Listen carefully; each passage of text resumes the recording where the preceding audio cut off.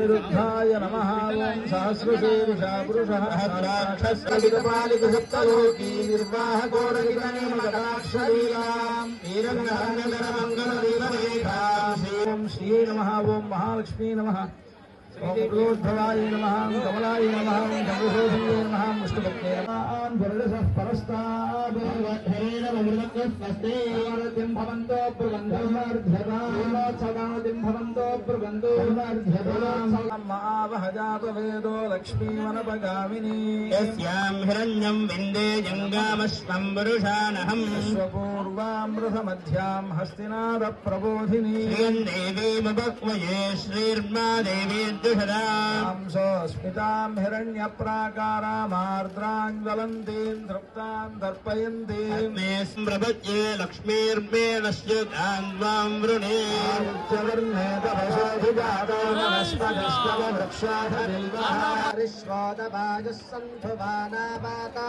अभिनो गृह्णन्तु वेष्टम्भो दिवो धरुणवृधिं य अग्निशानाजगनज्ञपत्नीविवस्वत्वादे अभिनो गृणाहि कवितराधिपत्यैः पयस्वते नन्दिराजानो अस्तु भुवादिशां विष्णुपद्यघोरास्येषानासहसो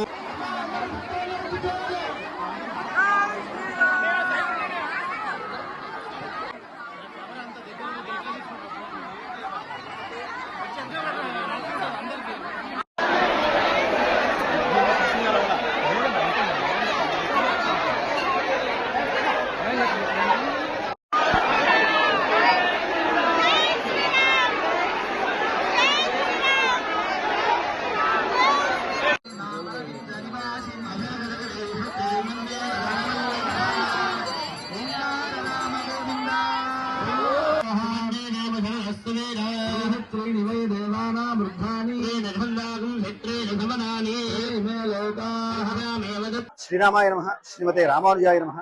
భద్రాచల క్షేత్రంలో శ్రీ సీతారామచంద్ర స్వామి వారి దేవస్థానంలో పాల్గొన మాసంలో వచ్చేటువంటి పూర్ణిమ నాడు ప్రతిసారి కూడా మనకి ఇక్కడ తలంబ్రాలను కలిపేటువంటి కార్యక్రమాన్ని నిర్వహిస్తారు.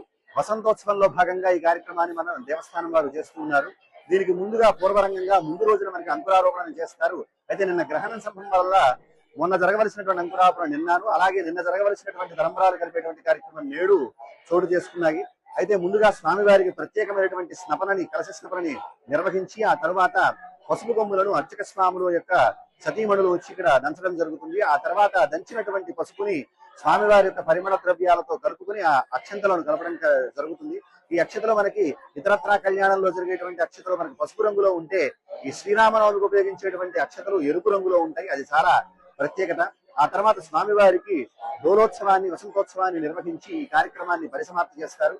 సాధారణంగా మనకి ఇతరులు దీన్ని పెళ్లి కొడుకులు చేసినట్టుగా భావిస్తారు రామచంద్రమూర్తిని, కానీ వసంతోత్సవంలో భాగంగా ఈ కార్యక్రమాలన్నీ జరుగుతాయి. అటువంటి దివ్యమైనటువంటి స్వామివారిని సేవించి ధరించవలసిందిగా కోరుతూ జై శ్రీరామ్.